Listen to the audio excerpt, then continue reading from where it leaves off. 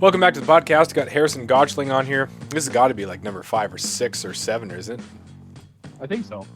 I don't think as high as 7, but pretty close. Yeah, getting in there. We actually had to do a separate podcast because the first recording of one was so bad up in Fairbanks that we had to re-record it.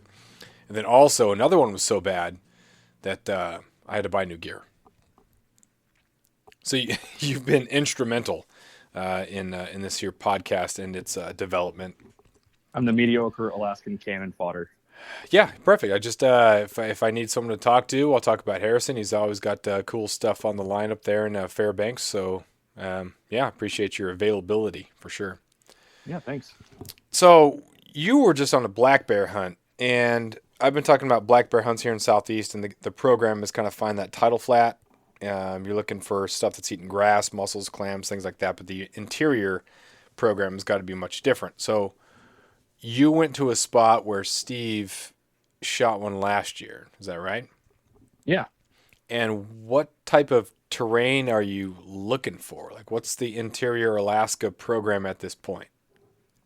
So I'm pretty novice to like the spot and stalk aspect of black bears in the interior. But really, south facing slopes, something that should get a lot of sun to develop that new growth for the spring to where they'll be feeding there in the fall on the berries and whatnot. And then, they'll den up for the winter and then emerge whenever it's springtime and there should be new growth around. But just where I went this past weekend was still pretty much winter. My water froze overnight. It was really cold. It snowed for part of the next day. And it just didn't really seem to be too ready. I didn't see any kind of sign, or at least fresh bear sign. I saw lots of old bear sign and old winter kills and stuff, but nothing alive besides sheep where I was. Not to give too much away and ruin Steve's spot, but how far out of Fairbanks were you? A couple hours, I think. Honestly don't know. I just got in the truck, started driving, and it all happened. Because I heard, I was out camping, and I get the text thread that you, Steve, and I have going on. Like, I was trying to catch up because I'd get like intermittent pockets of reception, and all of a sudden, boom, boom, boom, boom, boom, I get a whole bunch of texts. So I had no idea really what was going on. But all of a sudden, like, you were looking for, you said you saw like 40 to 50 sheep. And I was like, there's no sheep season open right now. What the heck is he doing? And then later on, I saw that, oh, okay, you were at the spot that Steve was. So when you were at this spot, like it was still wintry. I saw there was that text that said it's still winter in there. Like, are they not out yet? Are they out and down lower? Like, what do you think is going on there? They're not still sleeping? Yeah, no, I don't think that they're still sleeping. This particular drainage, I only went in about 4 miles, maybe one way. I had my little corgi with me, so I didn't want to venture too far further because she's 10 years old and weak, and so it's pretty tough on her. That was another one when Steve asked, how'd the dog do? And your text started off like, she's going to be 10 years old and she has tiny legs. And I already started laughing about that. But so she did okay. Yeah, she did surprisingly well. There was a couple times where we hiked up about 800 vertical feet, and she went with me the whole way, and we rested up at the top, and she passed out. I threw her some salami and stuff for her to eat, and she would rest, and I'd pour some water for her and then wait about an hour, then go back down and meander around. But, I let her rest as much as I could because she is old. Yeah, trooper, though. That's great. Well, yeah, why'd you decide to take her? Just because I was going by myself, just for some company or, just so I didn't have to be there by myself. Plus, I'd never really taken her on any kind of hike like that before, so to see what she could have done. Yeah, I got a lot of buddies down here that take their dog out fishing, hiking, even trapping. Like, some people will take them out when they're going trapping or deer hunting. I'm just thinking that's a pretty well-trained dog. If you're going out there in those sort of situations, it's not going to take off. The dog that I had when I was growing up in Kloak, that thing was crazy. You let it out of the house and it would just go nuts. And it would circle back about 20 minutes later, just waiting to get inside. But we had a little chain for it. Sometimes we could put it out there for longer periods of time, and it was looking outside at some eagles that were eating some fish on the shore, and it's just like shaking, just shaking, looking at these eagles. And so I opened the door just enough where it couldn't get out, so I could just reach the chain. And it's just like, oh my gosh, it's just like nosing. It's trying to open the door by just wedging itself through. And I hook him up to the chain, open the door, and he just runs. I'm thinking he's gonna like run to the edge of our deck and just bark at the eagles, but no, he freaking just jumps up over the deck. I'm thinking, well, that's it. My dog is dead. You're gonna break his neck. Yeah. Yeah. So I look over the edge, and I didn't attach to the choke chain, which is great, but it was just enough to keep the collar on, and so like it had only enough to be on its hind legs plus like almost its front paws, and it was so diligent in its barking against the bald eagles that it was still trying to bark at these eagles. I don't know how its neck didn't break. I don't know what happened physics wise. I'm not very smart, but the dog lived, the eagles lived, but it was crazy. So your dog is much better than that. You weren't worried about it barking or getting crazy if you happen to see a bear? Well, I mean, I was by myself, so really, I was kind of telling myself that I won't shoot a bear unless it's something big, or especially if I see a grizzly. That was what I was really hoping for, was maybe to see a grizzly in there. And it was just one of those things where it's, if she ruins it, so be it. If not, then it'd be cool to try and figure that out and try to figure out the dynamic of how to hunt with a tiny little corgi by your feet who sees a black bear or a grizzly bear, and I really want to shoot a bear with a lever action gun. So I brought a 30-30 out there with iron sights. So I sighted it in and everything. And really, I feel like 100 yards is quite a poke for that gun for my capabilities on it. So it was one of those things where it's like, oh, if I see it a really far way away, maybe I'll think about it or whatever. But I wasn't really too worried about it. Mm-hmm. That's a pretty sweet gun. The lever action that's your cowboy gun. As a kid growing up, that's the one. You get your first Daisy BB gun, and you just kind of fall in love at least a little bit with that lever action. Abby won a Henry rifle lever action 22 for me when she signed me up for the Mule Deer Foundation, and that thing is so cool. It's got a cool weight to it and just a different action. Those iron sights, man, it's just so sweet. So did you have brown or a grizzly and black bear tag in your pocket? So this particular area, you don't need. There are season dates for grizzly bear, but you don't need a tag to shoot them, or even like a locking tag or anything. So if it's within the season, you just shoot it and take it home. You don't even have to get it sealed. So this is a high concentration area then. That's what I assume. Those are the kind of regulations, but particularly where I was, like I said, I only walked like 4 miles off the road, so it really wasn't. It was a pretty accessible area, to be honest. And so the fact that I didn't see one is not that surprising. Versus like where Steve and I are going to go caribou hunting this fall, which is going to be real remote because we're flying in. I anticipate that we're probably going to see some kind of bear activity because we're going to be up high and really able to see glass for a long way away. Mm-hmm. So what'd you end up seeing? You were glassing. It was still winter there. You hung out. You had your dog.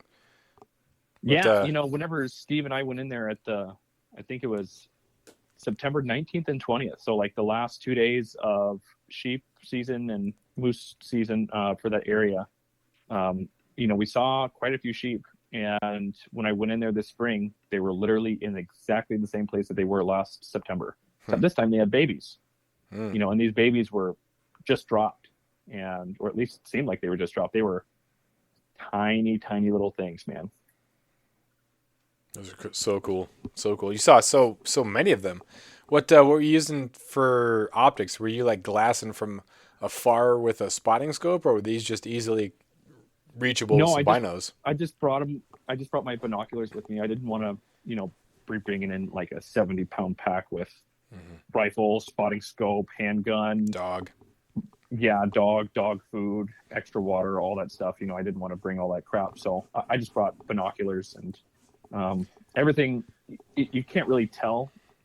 A majority of them that I saw were across a river, when I was leaving and stuff. So I couldn't even tell what they were, but they all seemed to be fairly uniform in size, and they were in groups of like 3 or 4 spread out throughout this mountain range. Mm-hmm. And so I assumed that those were rams. Yeah. Whereas a lot of the ones where I was sleeping in my tent, those were lamb's mews, and they were pretty low. They were like at 3,800 feet to 4,000 feet. But if you were to walk farther back in this drainage, probably like, I think maybe 10 miles would put you at the very back of the drainage. I think that if you're in the creek bed, that you're probably up 4,500 feet. So I would assume that the rams were farther back in there, but I haven't been back that far yet. So Is this a spot that you may have doubled as a sheep scouting trip, or is this a hard to draw unit? Again, don't reveal too much, but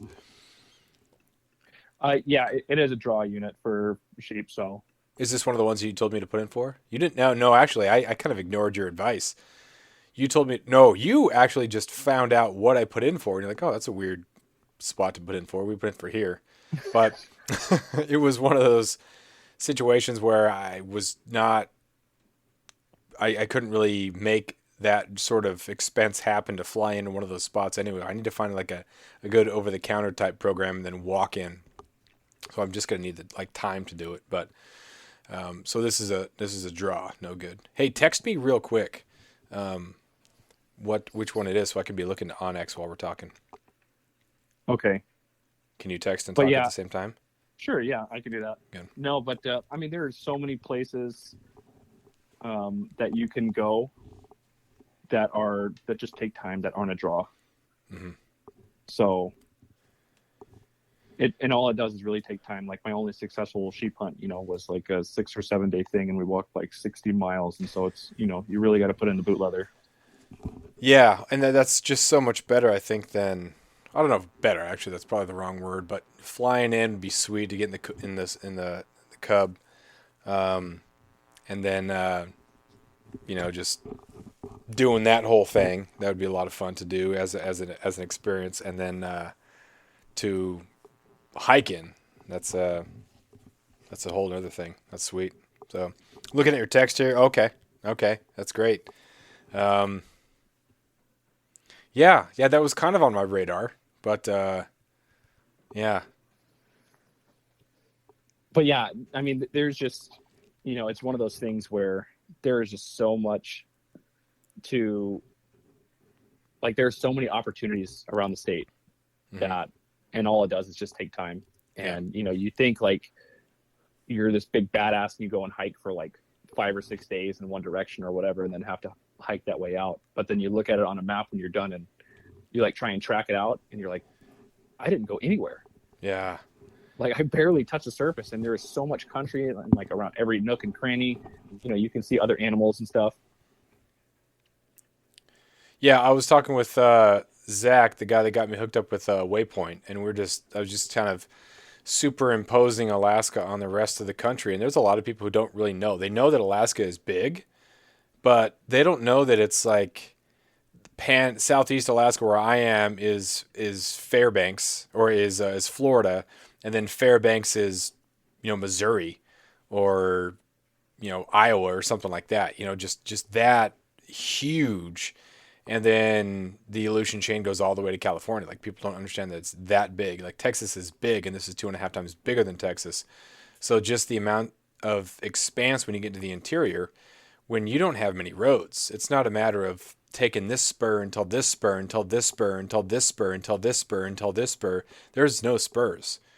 You're just out there, and you're just hiking up drainages instead. So you're putting 10, 15, 20 miles, or in your case 60, out and back when you're just up in it. And that's just that's the appeal, right? That's why people want to go up there and get that, because they've never seen that sort of expanse in their lives, and they want to experience that, but it's pretty expensive. Absolutely. Yeah. I mean, I know some friends who go up to the Brooks, or at least who have gone up to the Brooks before. And, they'll say like a cub flight out to where they wanted to go, like round trip, was like $7,000. That doesn't take into account you know, driving, like if you got to drive from Anchorage up to Coldfoot or something, that's like a 12-hour drive one way. So you got to think about gas and like all the wear and tear that it's going to do on your car. And then you got to fly out to this area, and it just gets so untenable and that's like for residents to do it. And then if you like wanted to hunt sheep as a non-resident, you have to be guided. So then the cheapest that I've ever seen was like $15,000, whereas the most expensive is, upwards of like $35,000. Yeah, that's not going to happen. Whatever people really want to do in their lifetime. But yeah. Well, that's what makes really, it cool. It is the hunt of a lifetime, and the people who've saved up, and it's not all just, your stereotypical like rich Republican oil tycoon type or day trader type, whatever. There's a lot of people who are just good with their money, and they've never tasted Starbucks or any sort of frivolous anything, and they're just putting all their time and money into this, and they're making a one-shot deal. And people do that too. I've seen some of these people in Southeast Alaska that come up to fish, and they get their week at the lodge, and they are so happy to be there, and they're just feeling the fruits of their saving, and you can almost sense that the relief that they stuck with their plan for savings has come to fruition, and they're in Alaska and they're fishing, and those people are just so excited. It's hard not to just be, enamored with their excitement, and just it reminds you of what it is to live here. But then you start doing the math, and for $7,000 as a resident, I can do so many different things. Like that March trip that I went up there for the caribou. So inexpensive, relatively speaking. I had to get those. I had to get those refrigerator bibs, but it was. It's just so great, so much fun. And then I'm excited for you to come down here and maybe do something that other people can't do. And just these hunting trades, when you have buddies in different areas of the state, it's just so much more practical and so great. And that's why so many people up here don't talk about the draws, because I drew it or I didn't draw it, so there's another option. It's not like your chances of getting a Dall sheep as a resident are 8%, and so you got to wait 20 years to shoot a Dall sheep. If you want to make it happen as a resident, you can make it happen. Brown bear, black bear, anything, mountain goat, all of it, you can make it happen, and it's not super expensive. It's just a matter of getting to somewhere and then hopefully being able to make it happen, because like you said, there's so much area around. Yeah, that's it exactly. When I was a novice hunter about 8 years ago, I was only like looking at moose, and I had someone pretty much hold my hand to find a moose and help me shoot it and everything. And for the next couple of years, I kind of looked at it like, okay, this is where I'm going to hunt moose now. And, it was a really accessible area. And I brought like some friends along the next couple of years, and we were lucky enough to tag out both years for some moose and stuff. So, and then, I started to look at other stuff like caribou, like, oh, what's this about? Okay, cool. I'll try this. And then it's like, oh, hey, what are the draws about? And it's like, oh, wow, this is a ton of information to digest and try and sift through. And it's like, do I really want to like hunt caribou in the Talkeetnas? It's like, well, no, because I don't live by there. I don't know what to do. Mm-hmm. And so you just try and find more and more accessible stuff that's closer to you. And then like you can scour the internet, and you can talk to some people who are like older, who may be able to give you some insight of what things were like years ago, and try and piece together things here and there. And then, then you start using like Google Earth and making newer friends who are also into hunting, then like maybe swapping hunting areas, information or whatever. And then like all of a sudden now like me personally, like I have a little book at home where like I have spots that are broken down in the book by tabs, where it's like caribou, moose, bear, sheep, goat, whatever. And I'll write like maybe a creek name or like someone's phone number or whatever, just to kind of help me like remember. Yeah. And there's just like, once you go down the rabbit hole, it's hard to get out of. Yeah, that's the thing too, that I think there are a lot of people here in Alaska that are very, very helpful. If you reach out in a different way, I think if you just, make your post in whatever those, Facebook, there's a whole bunch of Facebook message board groups, I think if you make your post in there, you're going to get some relatively, general information that you could find if you just did a Google search. Some people may be a little bit more helpful and accommodating because everyone has to learn from someone else. And so I think some people are really excited and about the opportunity to be helpful. And so they are, and that's great. But, having a local view, I think, is really cool. And, when you and I were up there for that caribou hunt, it was just cool seeing those people that had the attitude of, hey, we're all locals here. We're just trying to figure it out. So let's not. And we saw that guy at the side of the road who obviously found the caribou. He wasn't like, well, I found it. You got to do your own work too. It's like, it's 30 below out here, right? Like there's no need. Like, I'm going to send this guy. He's got to drive 100 miles back to Fairbanks. It's -30. He's been out all day. I'm gonna say, "Whoa, yeah, find it yourself, man. You're not good enough." It was just like, you got a pot to boil some water for some coffee? Like, sure do. And then gave it up. And I think there's a lot of people who are willing to do that. You just got to kind of establish yourself as someone who's willing to do the work and not just looking for the easy route. And I think there's definitely some people who just want the easy routes. They can go up there, have the experience, brag about it, and aren't going to be necessarily appreciative of it. But yeah, I've definitely been there before. And like, I remember when I was first getting into sheep hunting, I think this was even before I started to even hike anywhere to go look specifically for sheep. I asked my cousin, who is a sheep guide and stuff, and she's shot several sheep before, and her husband has shot several sheep. And so I asked her, I said, hey, I'm going into this place to look for sheep. Like, what can you tell me? And she gave me just like a super basic advice, was like, just let your glass do the walking for you, or like, take 10 steps, glass for 10 minutes. And I was like, okay, what else? And she's like, really, that's it. And I was like, so at first I was really frustrated. I was like, we're family. Like, I'm not trying to step on your toes here by saying, tell me where to go shoot something. But it was, at first I was like, why is she giving me like such a runaround? But after going out there and like experiencing it for a few years now, it's like, once you get to an area that holds sheep, that is like a golden rule, like to just take your time, tear apart the landscape by glass, just sit down, make some tea, whatever you want, but just sit there and glass and find the sheep instead of trying to run up after each single sheep you could possibly see.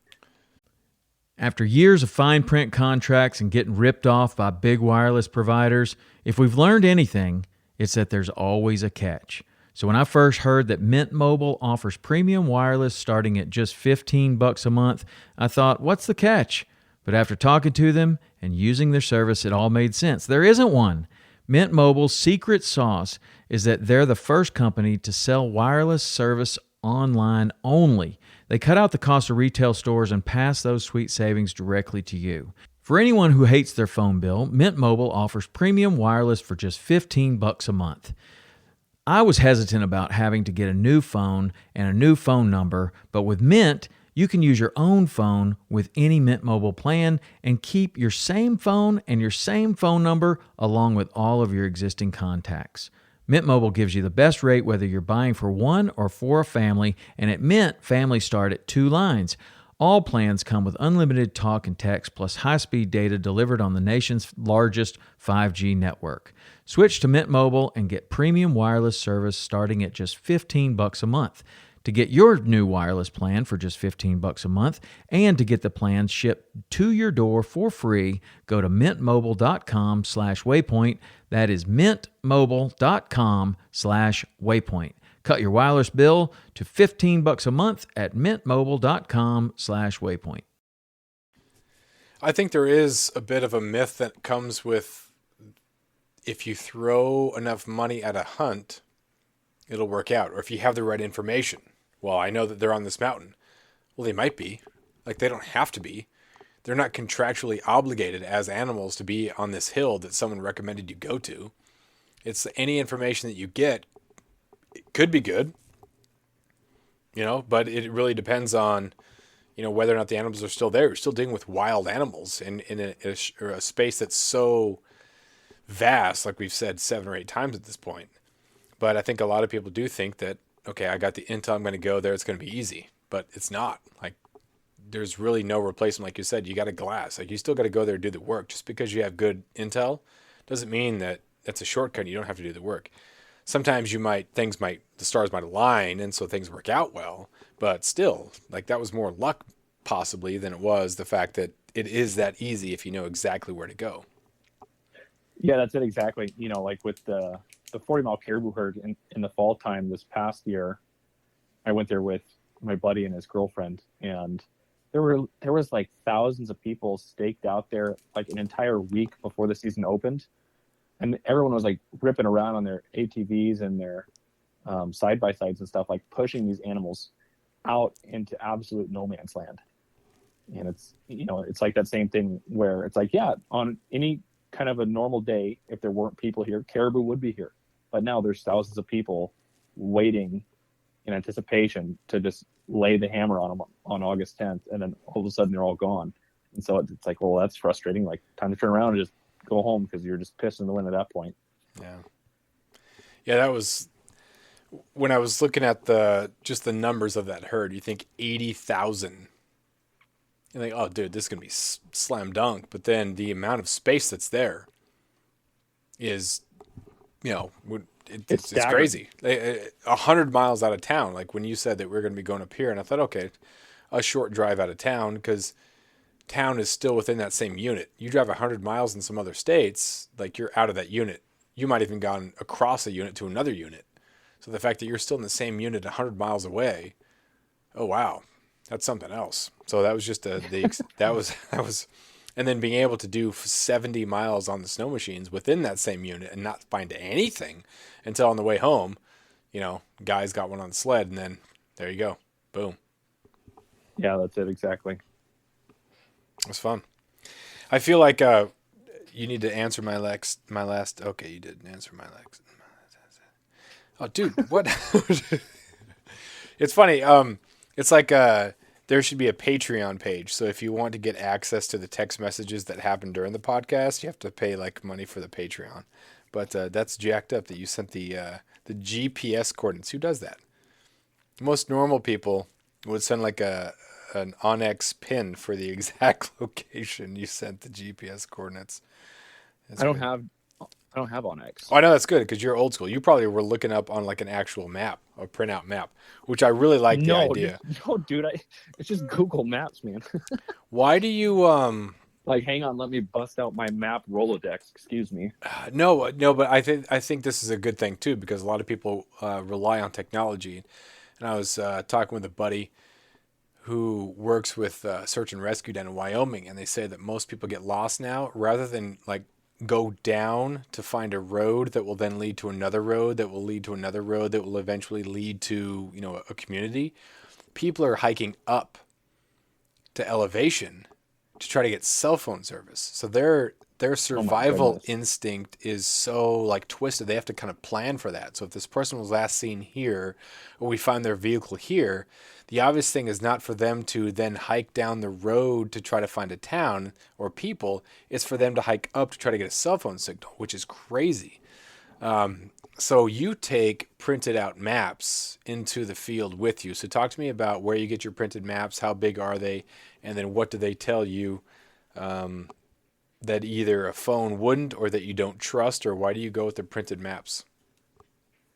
So the reason I have printed maps is, for me, it helps me plan out like a huge route from like, here's my start point, here's like the end of the drainage or whatever, or like here's like 2 mountains over and everything in between. And I get the maps that are like the inch to the mile. So they're 1 to 64,000 feet or something like that, versus like regular USGS maps are like 1 to 132,000 feet or something like that. So it's not quite as defined.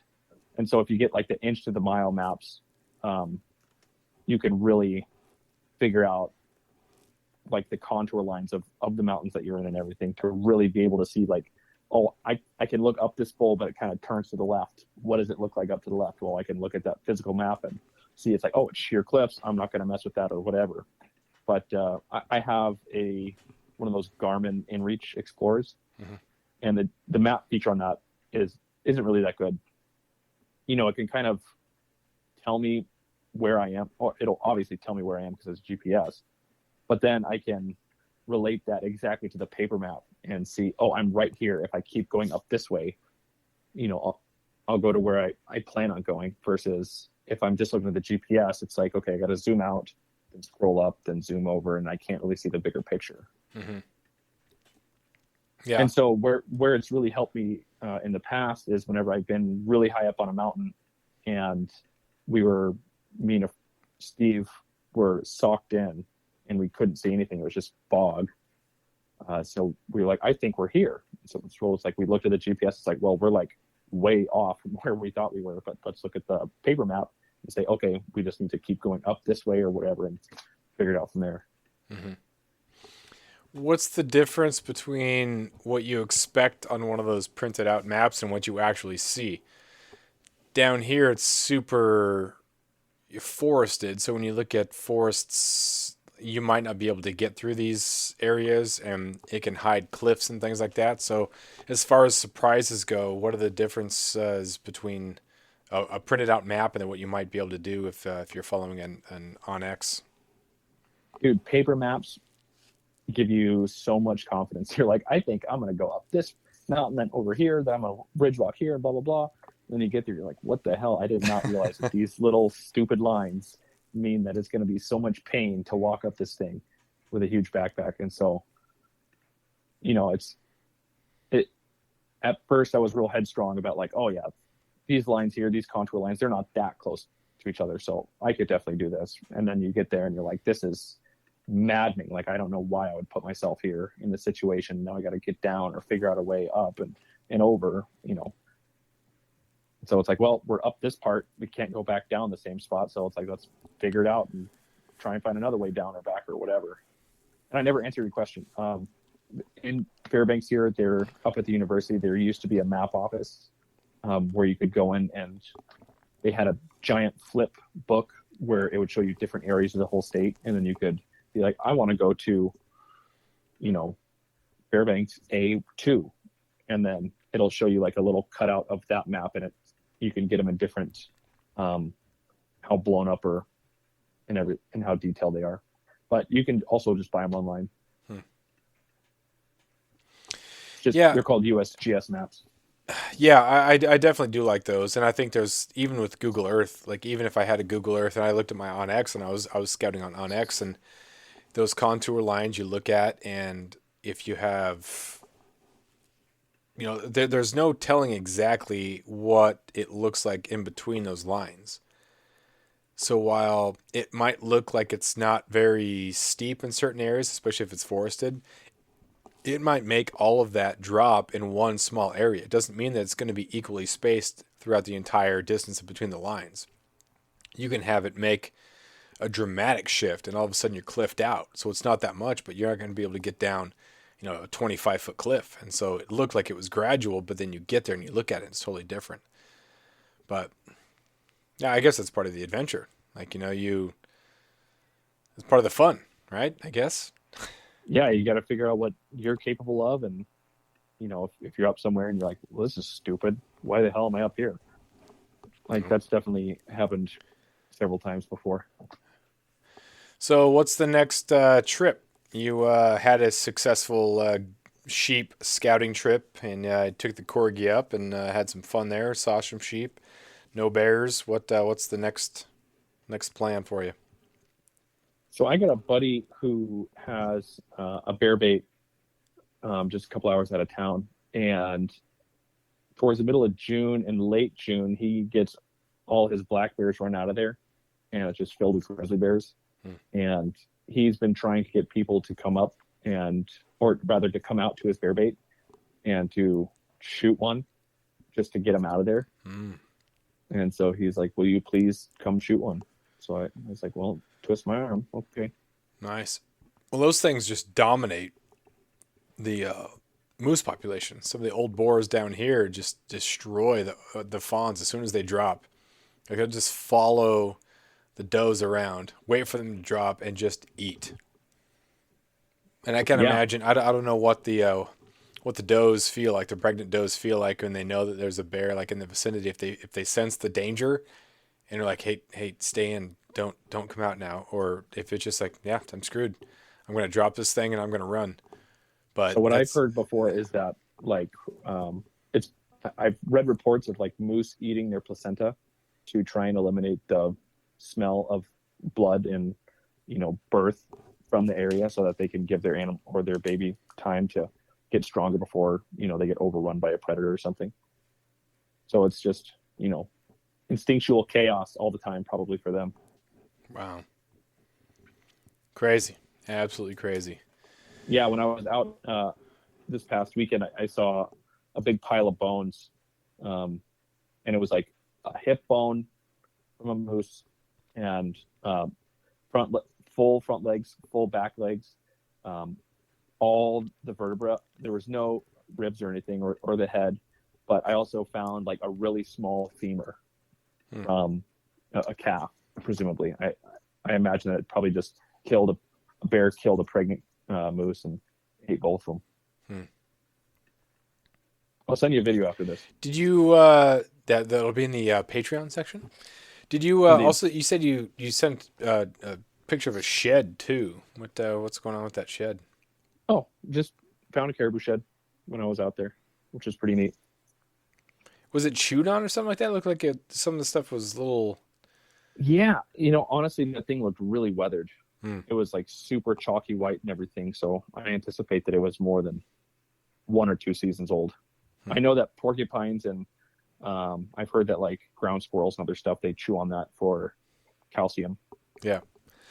When I was at Abby's place in Wyoming, I heard this crazy, like just rapid fire machine gun tapping on metal, and I went outside and it was there was a little chipmunk or squirrel that was just eating on a shed that she'd found, and it was like right next to the little handrail going up to the house, and like it was chewing on it. It was just tapping that, and it made this crazy noise, but the thing was just going to town, just eating it away. And I thought, that's jacked up, man. That's a nice shed. Get out of here. So I took it inside so it couldn't eat. I deprived the squirrel. It's probably going to have osteoporosis or something for calcium Brittle bone deficiency. squirrel. Yeah, poor thing, I guess. But yeah, so grizzly bear, and then what else is going on in the summer? Like, you guys have totally broken free of winter, at least in Fairbanks area. So what are things are like? Is the river totally clear? There's still ice that's coming down. You got debris coming down. Is water off color? What's going on? Oh no, the rivers are totally good and fine now. Yeah, just do some simple fishing around Fairbanks here. I'm starting a new job in a couple weeks, so don't really have the ability to go out and do any kind of big outlandish trips. I want to go. My son's birthday is the end of July, so we're thinking about going out to Steve's Highway to look at the caribou over a weekend. We're gonna take a couple 4-wheelers out there and do some camping and see if we can find a big herd of caribou before all the hunters move in to push them around. Mm-hmm. Other than that, in the fall, I got this big fly out hunt with Steve. Both of us drew this awesome caribou tag this year, so really looking forward to that. Just honestly, my excitement cannot be overstated for that hunt, because we're going to be over there in the time where we can hunt caribou, sheep, moose, black bear, grizzly bear, all in the same area, and everything will be open. So, oh, geez, that's nice. That's real nice. Yeah, if it's got fur, it's dying. Well, what's going to be your priority? Because if you see a sheep, you're not going to be going out, well, I'm going to hold out for this nice caribou. Or if it's day one, are you going to go for a caribou when you can get a sheep? So where we're going is we're going to walk from like one airstrip up this creek, up and over a big mountainy pass, and then down another creek, and then fly out of another airstrip on the far side of that creek. And so, I don't want to like shoot something on day one and then be like, all right, I'm done hunting for the next 10 to 12 days. Sweet. Mm-hmm. This tag is considered like the best caribou trophy tag in the state right now. And so I'm really holding off for something with double shovels.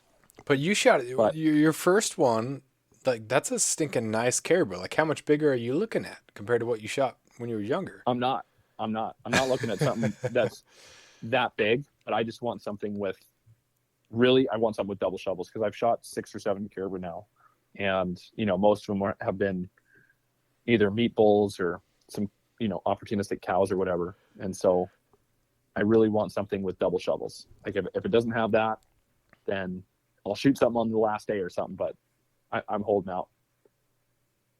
But Nice. if there's a sheep available, since I've shot one and Steve has, and I told Steve that he can have first crack at a sheep, like even if I see it first or whatever and it's legal, that it's all his. Yeah. I think you showed me this route, and I think I'm in the right area when I'm pulling it up here. That's going to be a sweet hike through. So if like you are guaranteed to get picked up from the second site. Yeah, the pilot who is flying us out there and picking us up, he is like the definition of a fucking skookum bush pilot, man.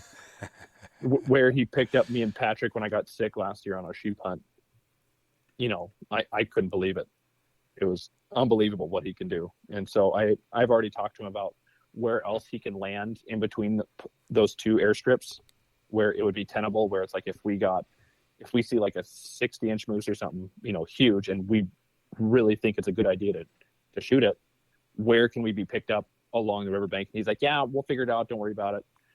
And he's like, just, if you got a dead animal, call me. I'll come pick it up. We'll just figure it out. Nice. You may have to take it up or down a creek 1 or 2 miles in one direction or whatever, but other than that, we'll get it figured out. So if you do end up shooting something on the front side before you go up and over the pass, you'll be okay. Yeah, because I really would rather not have to carry like an entire caribou and then Steve's entire caribou and then maybe a sheep. I'm getting ahead of myself here, but Yeah. Don't jinx it. yeah, that's it exactly. Oh, that's awesome. That is But great. it should be a hunt for the books, that's for sure. Yeah, and it's hard to, you apply it's just nice to be out there, and gosh, we got to see some great territory, but at the same time, it is really about the hunt. Like if it was just about hiking around in the wilderness, you would go there sometime when the weather is probably a little bit better and it's nicer and whatnot, but this is about the hunt, and it's about bringing back, and that meat is going to taste unbelievably good. Again, I don't want you to, I don't want to be presumptuous. But yeah, that's the type of thing that I need to get involved with. Yeah, and the fact that we both drew this tag is, I think it was around like a 1.5 to 2% chance to draw, and we each drew it. Wow, so that's crazy. Yeah, we didn't even like talk to each other about drawing it first or before we both applied. It was just draw day, and I looked at it, and I was like, oh shit, he got it. And I didn't get anything else, and he didn't get anything else. So it's like, you want to go? It's like, all right, it's a done deal. He told his wife, and I told my wife within 2 hours of the draws being out. They were like, we have a plan. Sorry, this is already spoken for. That's great. Oh man, stoked for you. It's gonna be a good hunt. It will. Yeah, I got a couple plans for August. Goat. Black bear, deer, pretty fun. So it's just different. Really exciting. Yeah, it's gonna be fun. I'm so stoked for this. There's gonna be a spot that it's just gonna be unbelievable, but just not the exact same. And you want to. I'm not used to it. Like it's not boring or anything like that. But taking your boat to somewhere and anchoring and then hiking up, like that's just such a fun, awesome program. But still, just that vast area up north, there's so much to do. Like you just can't be bored. It's overwhelming. It really can be once you stop to think about how many opportunities there are for each individual species of animal. Yeah. So what else you got, man? We'll wrap this up here so you can get back to you got a family thing going on today. So I'll let you get back to it. So what else you got? That's it, man. Thanks for having me on again. That's perfect. a man of few words. Harrison Gottschling, thanks for being on, man. Really appreciate it. Make sure you check out their MediocreAlaskan.com. Go to Parnassus Books in Ketchikan to buy my book, Rainy Retreat Books in Juneau, Mosquito Books in Anchorage, Alaska Gifts in Craig, or miserableparadise.com or Amazon. There you go. How's that for the pitch for the book? Sounds great. Also, so far. also, I appreciate that you sent that picture when the corgi looks dead right outside your tent there. As you were reading, I was like, "Did you kill the dog? Like, what the heck's going on there?" Was that one of the passed out moments? Yeah, I walked her into death. Yeah, you should put a little pedometer and just see how many. 800,000 steps. That's amazing. that's great.